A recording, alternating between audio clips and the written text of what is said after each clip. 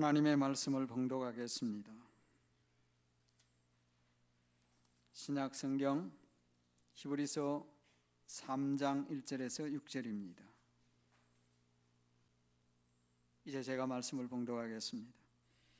그러므로 함께 하늘의 부르심을 받은 거룩한 형제들아, 우리가 믿는 도리의 사도이시며 대제사장이신 예수를 깊이 생각하라. 그는 자기를 세우신 이에게 신실하시기를 모세가 하나님의 온 집에서 한 것과 같이 하셨으니, 그는 모세보다 더욱 영광을 받을 만한 것이 마치 집 지은 자가 그 집보다 더욱 존귀함 같으니라. 집마다 지은이가 있으니 만물을 지으신 이는 하나님이시라. 또한 모세는 장래에 말할 것을 증언하기 위하여 하나님의 온 집에서 종으로서 신실하였고, 그리스도는 하나님의 집을 맡은 아들로서 그와 같이 하셨으니, 우리가 소망의 확신과 사랑을 끝까지 굳게 잡고 있으면 우리는 그의 집이라. 아멘. 기도합니다. 주 하나님, 제가 이 시간 주의 말씀을 전하고자 합니다. 제가 아주 쉽게 또 잘 이해하게 은혜롭게 증거하도록 도와주시옵소서. 예수님 이름으로 기도합니다. 아멘. 이슬람교나 힌두교를 믿고 받아들일 때에는 이슬람교나 힌두교에 대한 충성심이 매우 중요합니다.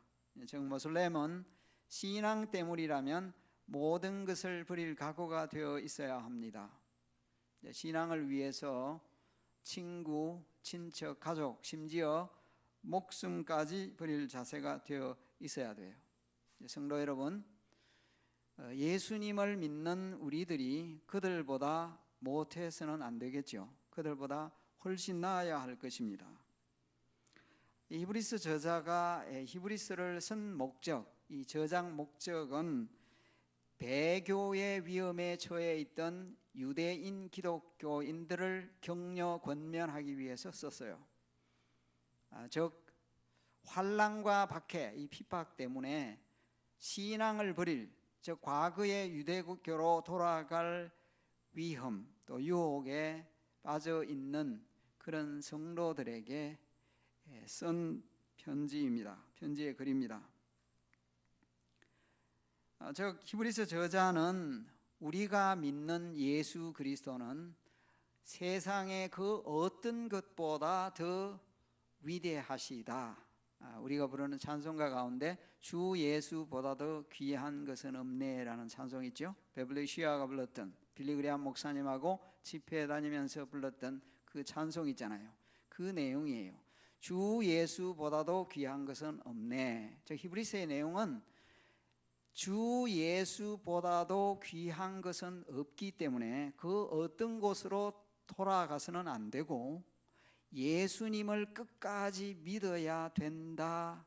이것이 히브리서 전체 내용이에요. 예수님이 가장 위대한 분이다, 이런 말씀이에요. 그래서 1장에서 예수님의 위대하심을 처음부터 말씀을 했어요. 그리고 특별히 1장 전체의 내용을 통해서는 예수님은 천사들보다도 훨씬 더 위대하시다, 탁월하시다. 천사와는 비교할 수 없을 정도로 위대하신 분이시다. 천사를 먼저 얘기한 것은 유대인들 가운데 천사를 위대하다고 여기고 숭배하는 사람들이 있었기 때문이겠죠.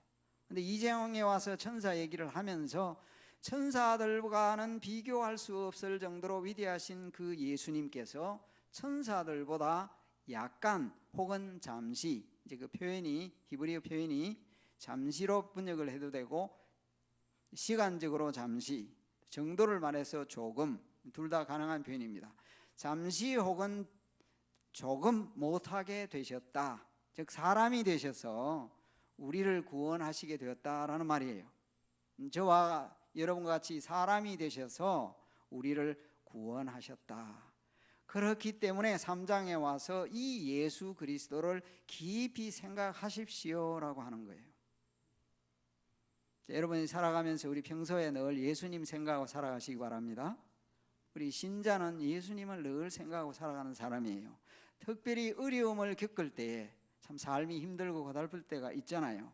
그때에 특별히 예수님을 깊이 생각하세요. 예수님이 어떤 분이냐? 예수님이 무슨 일을 행하셨느냐? 심지어 예수님이 지금 무슨 일을 하고 계시느냐? 예수님 믿으시죠, 여러분? 그렇게 생각하시면 여러분들이 큰 위로와 힘을 얻게 될 것입니다. 그래서 이 예수님이 위대하시다 하는 얘기를 천사와 비교를 했고, 이 3장에 와서 저자는 예수님을 모세와 비교하고 있습니다. 예수님은 모세와 비교했어도 훨씬 더 탁월하시고 위대하신 분이시다. 모세의 얘기가 왜 나왔겠어요? 유대인들에게 있어서 모세만큼 위대한 인물이 없잖아요. 그래서 모세가 위대하지만은 모세하고는 비교할 수 없을 정도로 위대하신 분이시다. 어떤 면에서 위대하시냐? 두 가지를 사실 말했습니다. 충성 면에서, 영광 면에서, faithfulness, glory, 이 두 가지 면에서 모세와 비교할 수 없을 정도로 탁월하신 분이시다, 이런 말입니다. 저는 지금 몇 주간에 걸쳐서 그리스도인의 성품, 크리스천 캐릭터 말씀드리고 있는데, 오늘은 충성에 대해서 말씀을 드리겠습니다. 오늘 보면은 이전에는 우리 이 개역판에서는 충성이라고 번역했는데, 이 개정판에는 신실하다라고 표현했죠. 같은 뜻이죠.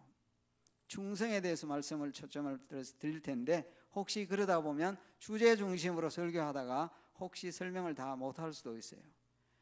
그러면 이 충성에 대해 말할 때에 모세와 비교를 했잖아요. 그러면 첫째, 모세의 충성에 대해서 본문에서 무슨 말씀을 하고 있는지를 보겠습니다.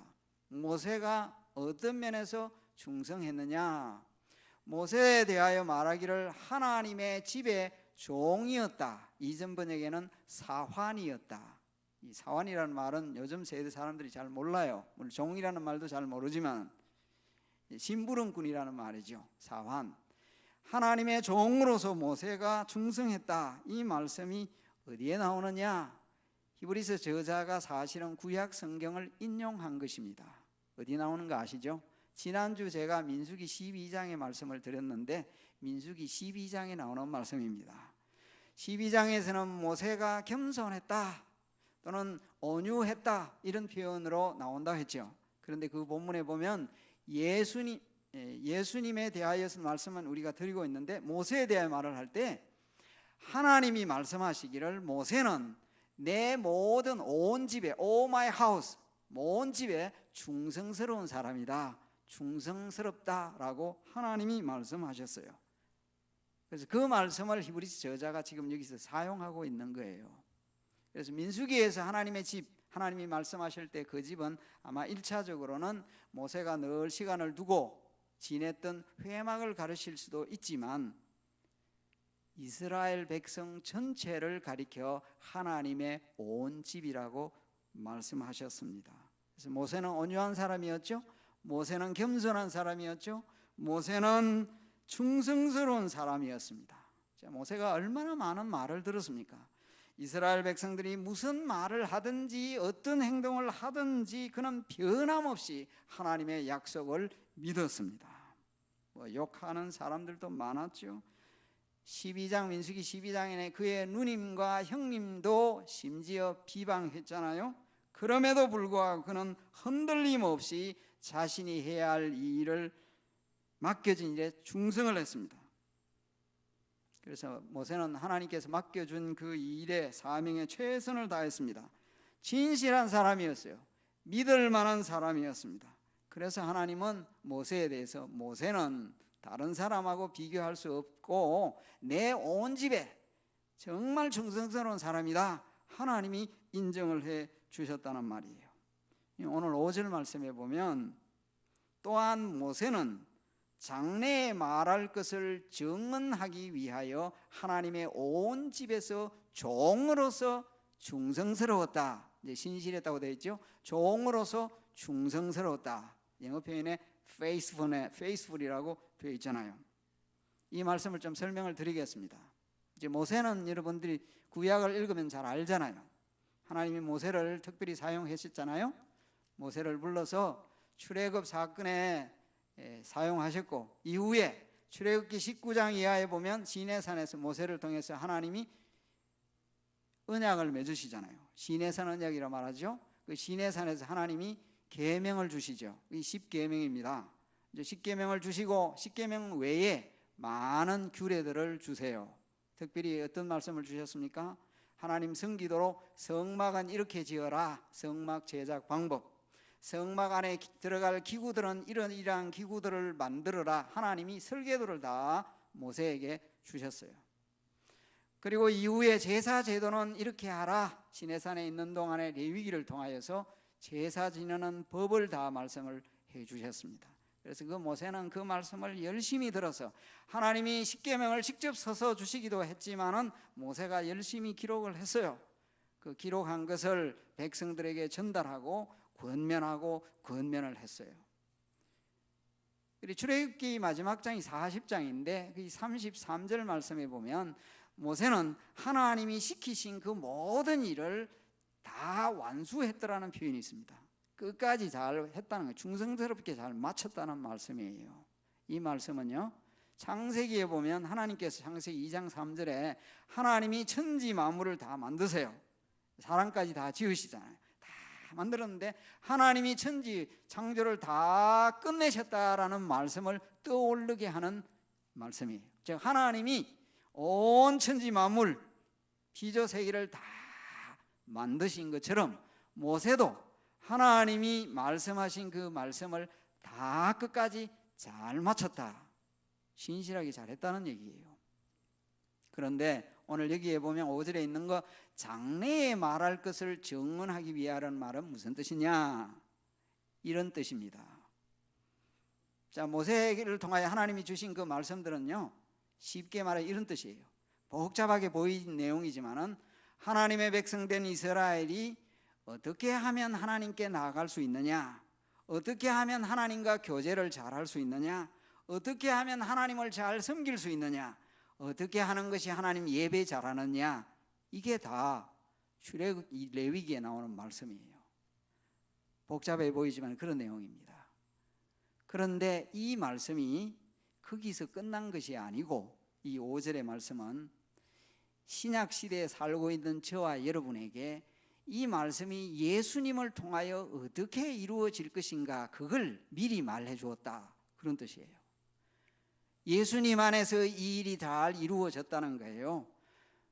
모세는 하나님의 집에서 맡겨준 일을 최선을 다하여 잘 했다는 것입니다.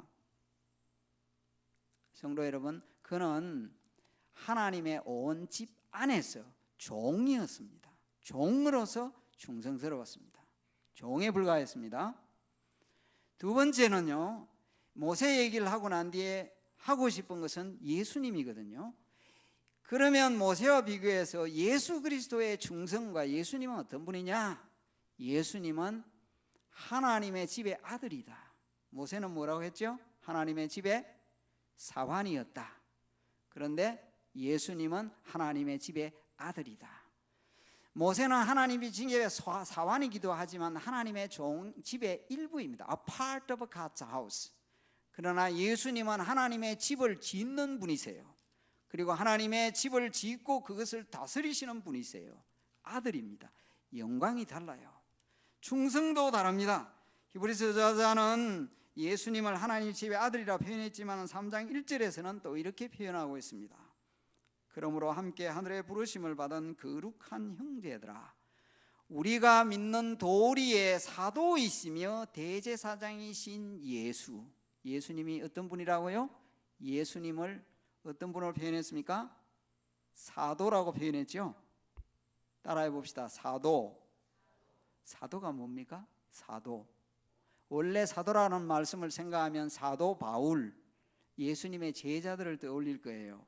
이 사도라는 말은 쉽게 말하면 ambassador. ambassador가 뭐예요? 대사. 대사. 예수님은 대사이시다. 전권 대사이시다. 전 권한을 다 부여받은 대사이시다. 자, 왜 예수님을 사도라고 이렇게 표현했을까? 이것은 모세를 염두에 둔 거예요. 모세가 사실은 구약적인 면에 있어 신약으로 말하면 사도였던 거예요. 사도라는 말은 이런 뜻이에요. 하나님께서 자신의 일을 맡기셔서 이 일을 잘 해라. 그 일을 맡아서 끝까지 잘 완수하는 사람이 사도입니다. 하나님이 보내신 자예요. 하나님이 일을 맡기신 자예요. 그게 사도예요.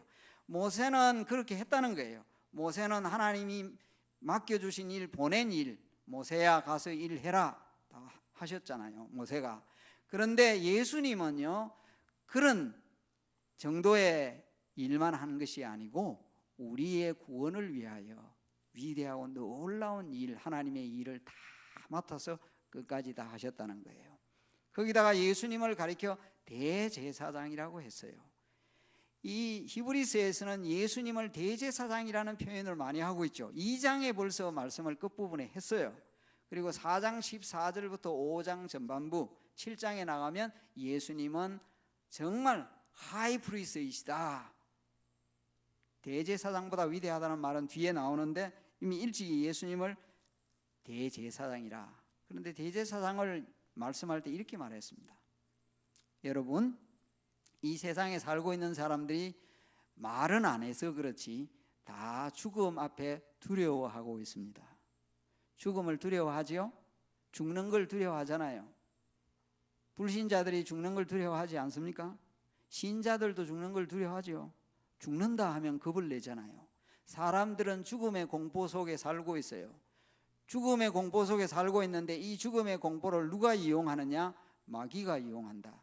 하나님께서는 마귀에게 권한을 그냥 허락을 하셨는데 그게 뭔가 하면 사망의 권세를 마귀가 쥐고 있도록 하셨어요.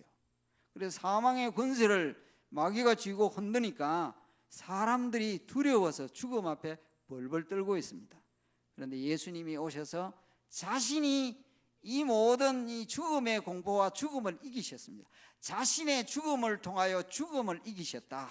일전에도 말씀드렸다시피 더울 때에 더 뜨거운 걸 먹는 걸 이열치열이라 그러죠.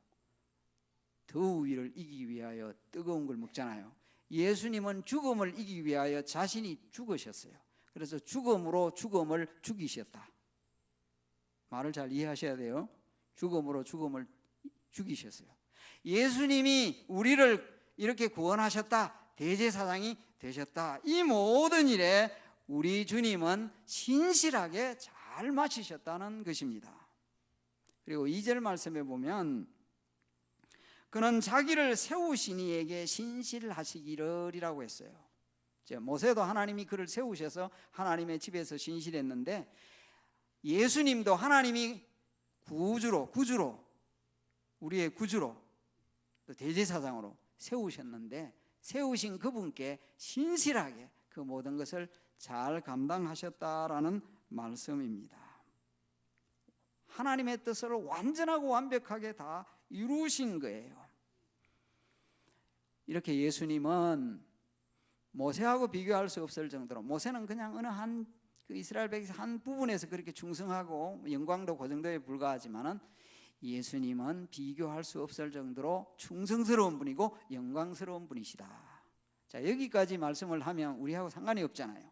그래서 이 저자는 그러면 우리는 어떠냐? 세 번째 말씀을 드리고 싶은 것은 우리도 충성해야 한다라는 얘기예요. 우리의 충성에 대하여 말합니다. 우리를 뭐라고 표현하는가 하면 하나님의 집이라고 표현했습니다. 하나님의 집. 사실은 예수님의 탁월하심을 말씀할 때 말씀한 이유가 있습니다. 그 이유가 어디에 있느냐? 예수님의 탁월하심을 얘기한 것이 6절 하반절에 있습니다. 6절 하반절 제가 읽어드립니다. 우리가 소망의 확신과 사랑을 끝까지 굳게 잡고 있으면 우리는 무엇이라고요? 그의 집이라. 우리는 그의 집이라 라고 되어 있습니다. 히브리서 저자는 구약의 이스라엘 백성을 하나님의 집이라고 그랬어요. 백성을 하나님의 집이라고 그랬습니다. 그런데 신약의 교회를 가리켜 역시 하나님의 집이라고 했습니다. 그런데 히브리서 저자는 여기서 구약의 이스라엘과 신약의 이스라엘을 구분하지 않고 있습니다. 구약의 이스라엘과 신약의 이스라엘 교회는 하나의 공동체이다. 하나의 공동체이다. 이 구분하는 신학이 있죠. 이 세대주의 신학입니다.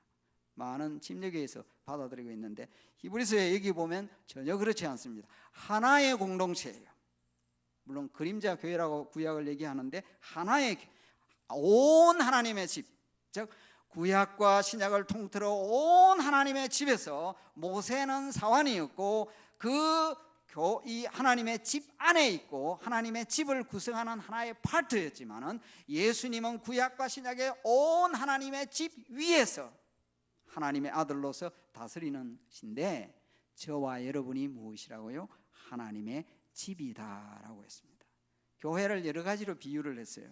근데 성경에 보면 하나님의 집이라고 합니다. 고린도전서 3장 9절에 고린도 교회를 향해 너희는 하나님의 집이다라고 표현했는데 약간 헬라어 단어는 다른 단어를 썼습니다만은 디모데전서 3장 15절에 하나님의 집이다 교회를, 베드로전서 4장 17절에도 교회를 하나님의 집이다.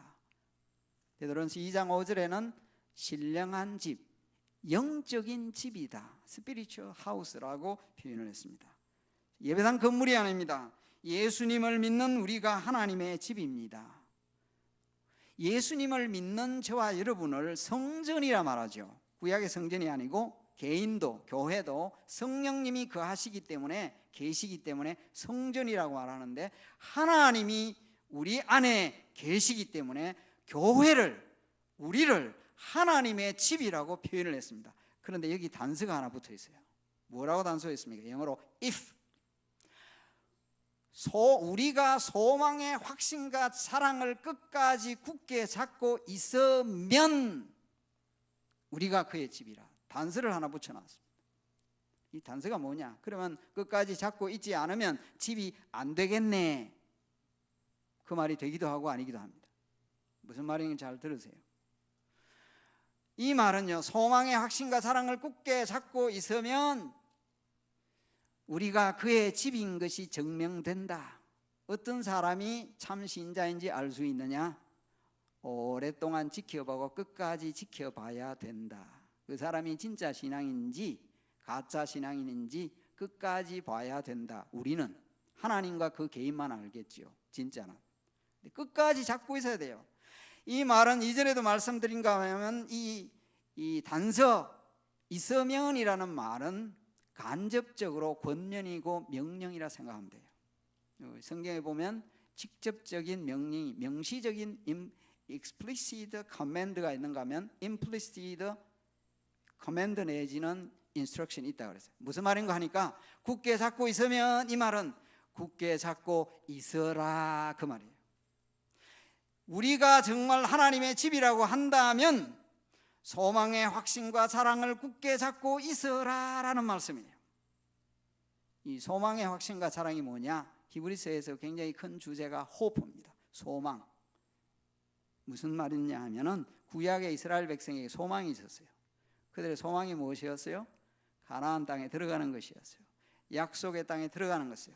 그것을 가나안 안식이라 부릅니다. 그 안식에 들어가는 그게 소망이었어요. 소망을 가지고 있었습니다. 그런데 소망을 끝까지 잡지를 못했어요. 광야에서 불신앙과 불순종으로 망했습니다. 다. 그래서 우리에게 하는 말이, 우리에게는 더 큰 소망이 있다. 어떤 소망이에요? 천국 안식에 들어가는 소망. 확신하십니까? 우리는 미래의 영원한 안식이 기다리고 있어요. 하나님의 전권 대사이시며 우리의 구주이신 예수님을 통해서, 구약에는 모세를 통했었는데 예수님을 통해서 영원한 안식, 천국 안식에 들어갈 소망이 있으니까 이 소망을 확실히 붙잡아라. 이 소망에 대한 확신을 가져라. 소망에 대한 확신이 있으시기를 바랍니다. 그리고 이 소망은 동시에 우리의 자랑거리예요. 다른 게 자랑거리가 아니에요. 예수님이 자랑거리고 하나님이 자랑거리며 내가 가진 이 소망이야말로 자랑거리입니다. 그래서 불신자들이 물으면 베드로 사도가 말했죠. 우리가 가진 소망이 무엇인지 설명할 준비가 되어 있어야 한다. 내게는 이런 소망이 있어요. 여러분들이 예수님을 통하여 복음 전하는 일이 내게 이 소망이 있습니다 말하는 거예요. 그래서 이 소망을 자랑거리로 굳게 잡으시기를 간절히 바랍니다. 예수 믿는 사람이라면 그래야 된다는 거예요. 그게 우리가 하나님의 집이라는 표현이라는 겁니다. 즉 끝까지 믿음을 지켜라 라는 말입니다. 히브리서는 신학적으로 말하면 신자의 견인을 강조한 책이에요. perseverance of saints. 성령님이 물론 하시는 일입니다. 자, 지금까지 제가 말씀을 드릴 때 모세의 충성에 대해서 말씀드리고 예수님의 충성에 대해, 우리의 충성에 대해서, 신앙은 사실은 충성과 관련되는 부분이에요. 몇 가지로 적용을 해보겠습니다. 이 충성이라는 이 말의 사전적인 뜻이 약속이나 서약, 맹세 또는 책임과 의무를 끝까지 지키는 거예요. 그래서 충성이라는 이 말 속에 들어있는 몇 가지 요소를 생각하는데, 첫째는요, 첫째가 무엇인가 하니까 진실함입니다. truthfulness. 자, 하나님은 진실한 분이죠. 하나님의 말씀은 진리입니다. 거짓이 전혀 없습니다. 그래서 하나님, 우리 주 예수님은 믿을 만한 분이고 또 반드시 믿어야 합니다. 충성이라는 말의 히브리어 단어가 원래 믿는다라는 말과 관련됩니다. 그게 뿌리가 있죠. 우리 기도하고 난 뒤에 아멘이라고 말하잖아요. 아멘이라는 말이 원래 히브리어에서 나온 말인데 그것이 진실로라는 뜻이에요. 진실로, 참으로 믿는다라는. 누군가 기도하면 저도 그대로 동의합니다, 그 말이 진실임을 나도 받아들입니다, 그것이 아멘입니다. 그래서 어떤 경우에는요, 아멘이 좀 애매할 경우가 있습니다. 우리 교회는 그런 사람이 없는데 엉뚱한 기도하면 이거 아멘을 해야 되나 말아야 되나. 왜냐하면 아멘하기가 곤란한 말을 하고 있거든요, 앞에서. 그건 내가 받아들이기 어렵단 말이에요. 진실함입니다. 성도 여러분, 기독교의 도리는 진리입니다. 우리의 신앙 고백은 진리입니다. 그러나 세상에는요, 얼마나 거짓된 사람들, 또 거짓된 가르침과 죽은 종교에 목숨을 거는 사람들이 많이 있습니까? 죽은 종교에도 목숨 거는 사람들이 있거든요. 그런데 모세는 하나님께 충성했다. 이 하나님께 진실했어요. 그래서 진실성이 결여된 충성은 충성이 아니다. 예수님을 믿는 참된 믿음이 없으면 그것은 가짜 충성이다. 성도 여러분, 우리의 삶 속에도 말과 행위에 진실해야 하겠습니다. 두 번째로는요, 충성을 생각할 때 이것은 견고함입니다. 이 충성이라는 것은 흔들리지 아니하는 것을 뜻해요. 외부의 환경이 어떠하든지 심지가 굳은 것을 뜻합니다. 옳은 것, 진리에 대해 변하지 않는 거예요. 하나님의 약속을 굳게 붙드는 거예요. 여러분 보세요. 모세 얘기한 것은 이스라엘 백성은요, 너무 쉽게 흔들렸습니다. 백성의 지도자들도 쉽게 동요했습니다. 하나님의 약속보다는 눈에 보이는 것에 마음이 동요되었습니다. 이스라엘 백성의 지도자 12명이 가나안 땅 정탐하고 돌아왔죠. 눈으로 보니까 거기 사는 사람들이 키가 엄청나게 크거든요. 그들의 신장과 그들의 성벽을 보고 마음이 흔들렸습니다. 하나님의 약속을 붙들지 않은 거예요. 그러나 여호수아와 갈렙은 달랐습니다.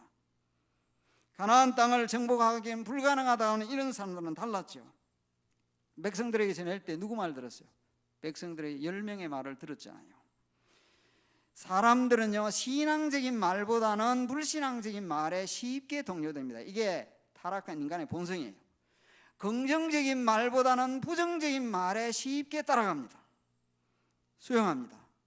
여러분, 사람들의 말에 쉽게 흔들리지 마시기 바랍니다. 주변에서 무슨 말을 하더라도 이 말이 진짜냐 아니냐, 진실이냐 아니냐를 분명히 파악하고 난 뒤에 뭐 동의를 하든지 반대를 하든지 해야 되는데, 무조건 그냥 무슨 말을 하면 흔들흔들, 그건 충성이 아니에요. 하나님의 신앙을 가진 사람은 그래야 돼요. 세상 살 때도 그래야 되죠. 세상 살이 할 때도 이게 진실하고 충성스러운 사람은요, 쉽게 안 흔들려요. 어떤 경우에도 잘 안 흔들린다고요. 여러분, 부정적인 말이나 환경에는 좌우되지 마시고 예수님의 말씀, 하나님의 말씀을 굳게 붙드시기를 간절히 바랍니다. 예수님 사랑하라, 용서하라, 이런 말은 잘 붙들어야 되잖아요. 그 다음엔요, 견인성입니다. perseverance. 이게 히브리서에 굉장히 중요한 주제라고 했죠. 일시적으로 진실할 수도 있어요. 일시적으로 흔들리지 않을 수도 있습니다. 하지만 부정적인 말이나 환경이 계속되면 대부분의 사람들은 넘어집니다. 그래서 충성은 뭐냐? 지속성입니다. 지속성을 요구하는 거예요. 오랜 시간을 필요로 합니다. 한 달, 두 달 신실했다고 충성스럽다 말하기는 어렵습니다. 히브리서의 내용이 성도의 인내라고 했잖아요. 성도의 견인이라고 했잖아요. 물론 성령님이 도와주셔야 하는 것이 성도의 견인입니다만은 끝까지 믿음을 지켜라 말씀하고 있잖아요. 흔히들 이런 말 하죠. 사람은 오래 겪어보아야 한다 했죠. 제가 생각해도요, 사람을 제대로 알려면 한 3년 이상은 가까이 지내봐야 될 것 같아요. 한 3년 이상 충분히 가까이 지내보면 이 사람이 신실하구나, 충성스럽구나 알 수 있어요. 성도 여러분, 소망의 확신과 사랑을 굳게 붙들라는 말씀. 이렇게 신앙은 인내이고 신앙은 충성이다. 잘 참는 사람이 되시기를 바랍니다. 그리고 성도 여러분, 충성도 성령의 열매이잖아요. 성경에 보면 수없이 많은 곳에서 충성을 언급하고 있습니다. 맡은 자들에게 요구되는 것은 충성이다. 죽도록 충성하라. 예수님이 비유로 하신 말씀, 달란트 비유 가운데 하신 말씀이 있죠. 2달란트, 5달란트 맡은 자에게 착하고 충성된 종아, 너가 적은 일에 충성하였음에 내가 많은 것으로 내게 맡기리니 주인의 즐거움에 참여할지어다. 충성된 자에게 주시는 약속 2가지입니다. 뭐냐? 내가 적은 일에, 이 세상에 살 때, 땅에 사는 날들 동안 주님 맡기신 일이 무엇이든지 그것이 모든 삶 속에서 충성했으면 내가 많은 것으로 내게 맡기리니. 저는 비유로 여기지 않습니다. 비유로 끝나지 않습니다.